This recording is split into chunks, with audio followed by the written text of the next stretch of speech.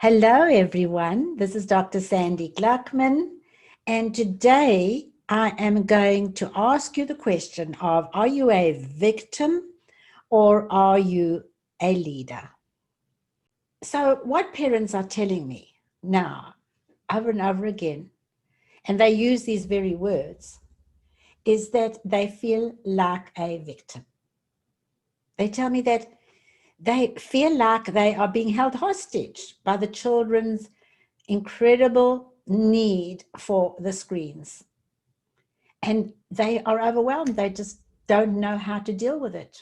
What do we need to do to get out of that feeling of being a victim into a feeling of being the leader in this situation, a feeling of leading our children in a healthy way away from screens? And I've come up with 4 steps of action that I'd like to share with you. So let's unpack these 4 steps. First step is to listen to the need. I'm really talking here about listening instead of lecturing, asking questions, kind of listening for what is going on inside of my child, that this child of mine has this incredible need that they cannot control to have a screen in front of them. It's really important for us to ask these questions and to listen very carefully to the answers. Instead of what we usually tend to do is we lecture. And you know by now, if you know me, how I feel about lecturing. When a parent gets into the lecture mode, what happens is children will go into fight, which means they will start arguing with you, or they will go into flight or freeze, which means they shut down. So it's all about having a conversation in which you are really open-mindedly asking some questions and listening very carefully to the answers, because the answers the children will give you will depend on what the next step of action is for you. So again, be very careful though about the way in which you have this conversation, because if they sense that you're having a conversation and asking these questions because you've got an agenda and you want to take the screen away from them, they're not going to have this conversation in a healthy way with you.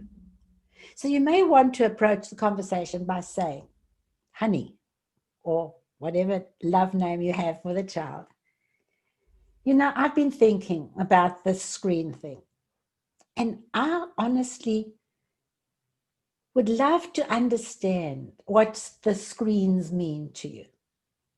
Why is it so important for you? What's going on? What do the screens give you that makes you feel so good? And you may find, which research has shown, that the answers you will get are something like the following. Of course, depending on the age of the child, you will get it expressed in a different kind of way. But lots of them tell us that they love the game because they know exactly what to expect. There's an order and a structure, and they're very happy to enforce the rules, stick to the rules, stay with the structure, and it all feels so safe. The other thing they tell us is that it's very stimulating. It stimulates their brain. They love the challenge of getting to the next level. They love that feeling of growing their competence and aiming to win. And then, of course, they love the feeling of winning. They love social interaction. They really are looking for social interaction. Yeah, between you and I, this is not the kind of social interaction that we want for them, but that's what they're craving, and that's an important piece of information for us.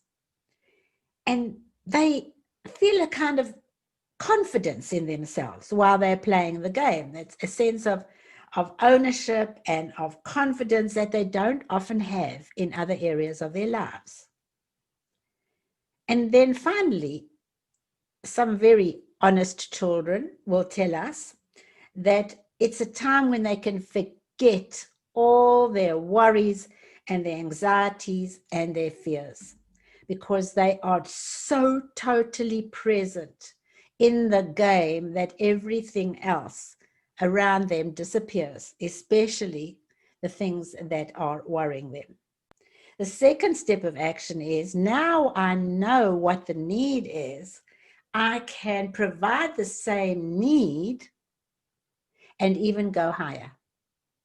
So it's up to us as moms and dads to say, if they want the structure, if they want the excitement, if they want the brain stimulation, if they want the confidence and the competence, and they want the social interaction, how can we give it to them in a different kind of way?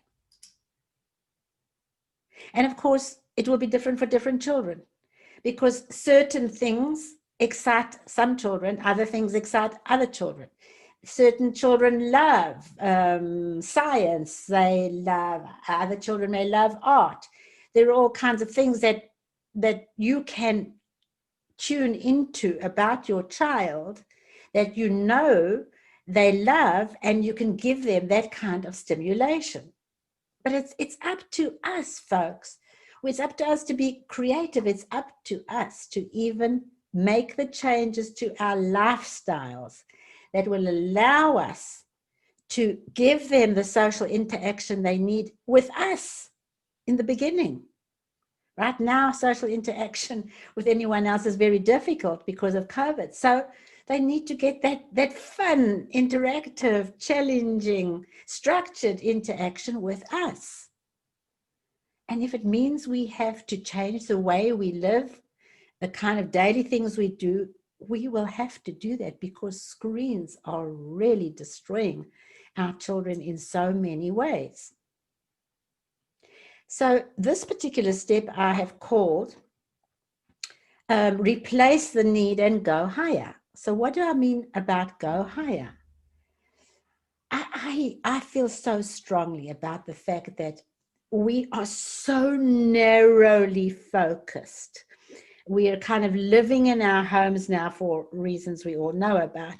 And we are also very narrowly focused in terms of, how do I give my child that sense of competence? How do I give my child that sense of excitement, that sense of connection with other human beings? And I feel that one of the most inspiring, healthy kind of ways you can do that is to connect yourselves and your children to a higher purpose. We can't be looking down, fighting the crocodiles all the time. We need to be looking up and saying, this world is in such disarray. Where can we as a family make a difference? Where can we offer some of our skills, some of our time? What can we offer in a higher purpose kind of way, which makes us feel good? Because there's nothing more healthy in the whole world in terms of our chemistry than giving to others. The third step, folks, is the step of becoming the leader. That is, in other words, giving up this hands up victim mentality. I don't know what to do. I'm completely overwhelmed. My child is yelling at his sisters and brothers, yells at me, is rude, is disrespectful, or is withdrawn, whatever it may be. I don't know what to do. Well, actually, there's lots you can do. And of course, it means learning how to lead your children away from the screens in a way that is not a punishment, it's not a consequence. It is actually something that the child is willing to do. In other words, we want our children to get to the point where they can regulate their screens for themselves, where they don't feel that truly addictive chemistry that keeps them stuck there, where they can take it or leave it. It doesn't have to, I don't have to have that screen when I'm eating, when I'm sleeping, when I'm in the toilet, or wherever it may be. So we want to be able to become the leader in this. But there is definitely a strong requirement for structure. Our children need structure. The yelling and the fighting and the using logic and frightening them with the details of what's happening to their brain, that doesn't work. We need to have the skills to impose boundaries. And that's the very important part, is that if you're going to take the leadership and you're going to impose certain structures and certain strategies on your children, then you need to have the strength and the courage to do it.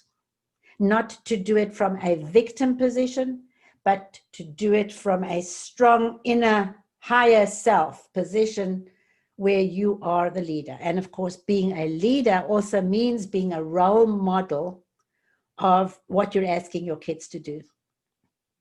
You cannot imagine how many children say to me of all ages, they use different language, of course, but essentially the message is they tell me to leave the screens, but I see my mom on her phone all the time, and I see my dad on his computer all the time, and why should I have to do it and they don't have to? The final piece of this really important puzzle is that children who are addicted to screens are children who do not have a strong sense of self-worth.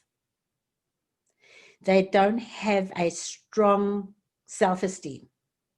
They don't have a strong inner belief that says, I am me, and me is enough, more than enough. So they hurt inside. They're worried about their ability to meet expectations. They're worried and they're anxious, and they want to escape that pain inside of not feeling like they are good enough. This is an amazing way for them to escape from the worries and the thoughts and the inner feeling of not being good enough. And so, as parents, if you want to remove your child eventually from screens or prevent them from becoming addicted to screens, you need to acquire the ability to strengthen their self-esteem. And for those of you who have seen either my articles or my other videos, you will know that we can never strengthen children's self-esteem from the outside in. You can't tell them how wonderful they are, how smart they are, and how whatever they are, because they don't believe you and they're not listening in any way. They're too stressed to hear it and hold it for too long. So we have to know, as moms and dads, how do we go inside, strengthen the self-esteem of the child, that sense of self-worth on the inside of the child. And what you will notice as you do that is that the child becomes calmer, the child becomes more confident, and doesn't need to use the screen as a form of self-medication. So, folks, I hope that's useful. We need to listen instead of lecturing, find out what that deep need is of your child. Once you understand that need, you have to replace that need by tuning into your child's particular talents and finding the outlets for those. But not only that, you need to take them higher in the sense of having a higher purpose, which goes beyond just who I am, but what I can give to the world. And then thirdly, you need to become the leader. Set the boundaries. I know they're going to fight you like crazy. It's okay. It's okay. Provided that you feel that this is the way it needs to go. Is provided that you know what those boundaries are, that structure, that order that you need to put in place. Those children need structure and order more than anyone else. They feel unsafe when there's no structure or order. They don't want it, but they really need it. And then finally, just learn, how do you help your child develop that sense of self so that they don't need the screens? Please take care, be well, be safe.